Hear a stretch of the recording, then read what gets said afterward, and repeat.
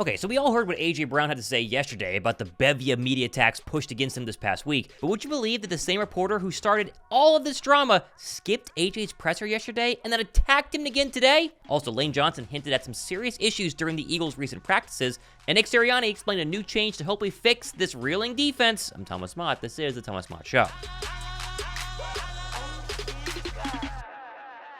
Well, by now you've all seen A.J. Brown's fantastic press conference yesterday where he took the blame and defended his coaches and seemingly helped point the Eagles in the right direction, right? Well, you need to remember that all this drama stemmed from a recent Philadelphia Inquirer article that mentioned an unnamed teammate saying Brown's sideline antics were tearing apart the locker room. What's crazy, though, is that despite having a massive media scrum yesterday surrounding A.J. Brown, Marcus Hayes, the actual author of the article, chose not to show up for Brown's press conference. I mean, how shady is that? Like, you have this bombshell article, this report saying, oh, the Eagles locker room is being torn apart by this one guy, and then when he goes to speak about your article, you chose not to show up? It seemed like everybody knew it, too. I mean, listen to A.J. Brown mention that, hey, he was kind of excited to see that actual reporter, but he wasn't there in the crowd. You know, I'm a man. I can speak for myself. I was actually looking forward to seeing one of the reporters here today because I wanted to ask him a question. I'm still going to state the question because he wrote a story, and I did read the story. It was about, he said a veteran said something about me and this and that. So I was going to ask him, who is the veteran, you know? Because I know who I am, and I know that's not, you know, you can portray me however you want to portray me, but, you know what I'm saying, at the end of the day, like, Jesus, I know who I am. And so I try to be careful what I say because you guys still gonna write it up however you want to write it up. I was a journalism major. Like that's your job. You know what I'm saying? So I'm not upset at none of y'all or whatever, but that's just what comes with it. So.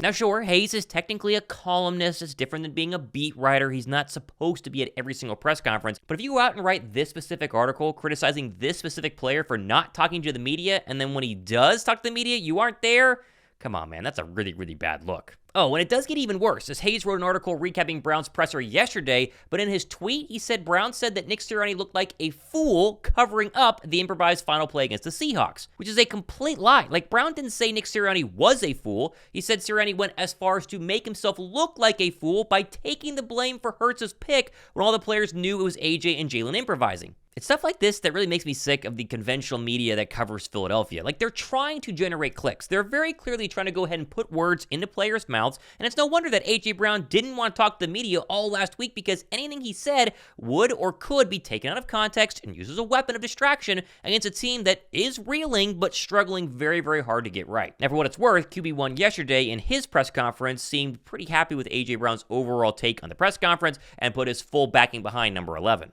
Yeah, he's taking leadership, taking ownership for some of the things that he's been out there, him doing, and I appreciate him having the courage to do that in front of the team. Yeah, I think it's allowed us to just have more conversations, be intentional about what we're doing, and obviously chase the results we want, but it's a process that goes into that. Now, something that's equally as crazy as all of that is the fact that Jalen Hurts and some other prominent Eagles didn't make the Pro Bowl. As you see yesterday, Nick Sirianni broke the news to the entire team about who made it, but also who was held off the list. The guys that made the Pro Bowl: Jason, Hassan, DeAndre, Lane, AJ, Landon. Great job, guys.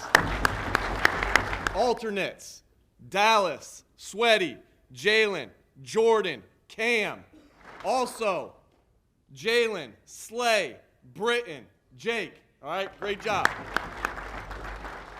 Side note, did you notice how there was nobody smiling? Like, they're reading off the names, and A.J. Brown, straight face, Jason Kelce, straight face. Like, all of them have a straight face.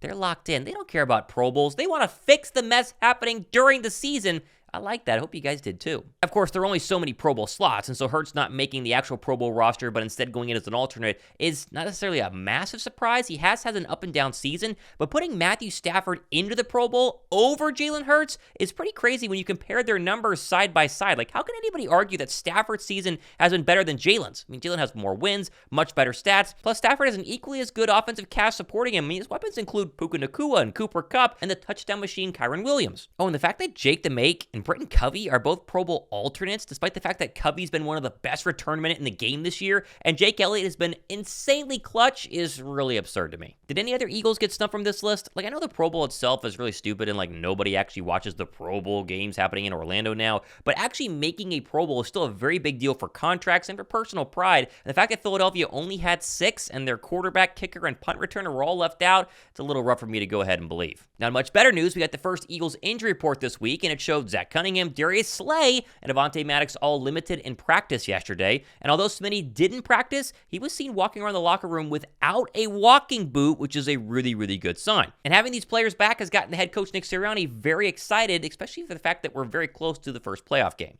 Yeah, obviously, with Slay being out right now, with Zach being out right now, those are really good players. And when you can get, all hands on deck, we got some great backups too. But when you get all hands on deck, obviously, you get deeper at each position and you get good playmakers back onto the field. So excited for when they are. I think the thing that we always want to be on defense is physical. We always want to be able to limit the explosive plays, and we want to be able to take the football away.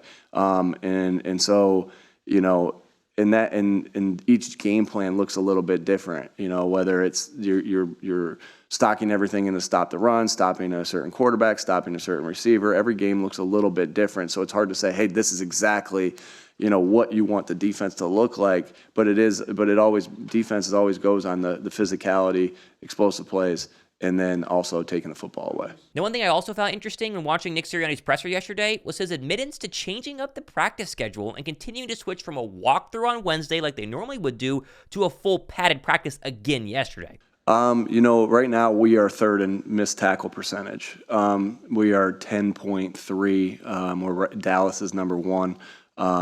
We were 2 going into last week, and so I don't see that as I see that as something that we didn't do well enough in last game. I don't see it as a problem, and we've had a couple games like that, right? But I don't see it as a problem because we're doing well at it at total, and we work at it. Even when the pads are not on, or we're walking through on a Wednesday. We still work on those fundamentals that go along with it. At least he admitted that the Birds need to go back to basics and start working on tackling again. And even veterans like Lane Johnson, via the John Clark podcast, admitted that they need to clean things up, and it starts with some major issues at practice. There's stuff that needs to be fixed in practice, or stuff that, we're not doing well. And you can go back to film there, and there might be similar mistake in practice that was made in the game. It's kind of put up or shut up time, so... But I like where our guys' heads at. I like that there is a disturbance in there. You kind of have the what's going on factor. And, with that, it does raise awareness. I think it will push people to be better versions of themselves.